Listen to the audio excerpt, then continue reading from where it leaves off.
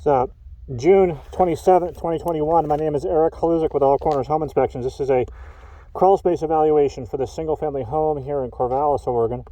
As with all the videos in this report, we would request that you view this video as supplemental to the written version of the report to which this video has been attached. At the time of inspection, just a couple of reportable challenges were present in this raised foundation crawl space.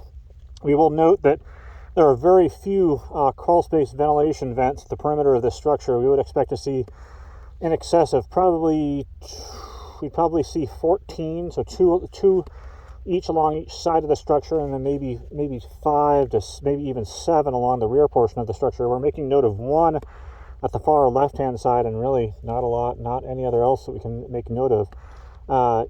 Excessive amounts of moisture or sort of atmospheric moisture conditions can occur in this crawl space. We're seeing signs of mild deterioration, or like organic growth, to the girders and to a lesser extent on the underside of the floor joists. Nothing structural at this time, but we would recommend the installation of crawl space ventilation to prevent the further sort of unnecessary decay and moisture accumulation in this crawl space. We will note that it just feels very damp in this area compared to the thousands of other inspections that I've done that have proper crawl space ventilation.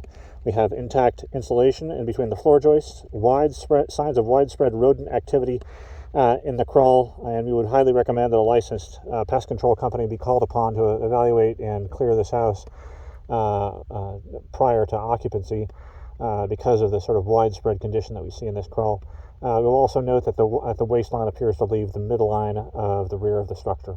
So north side, probably maybe offset by a third to the left of the structure at the rear portion of the house. Eric Haluzik, All Corners Home Inspections.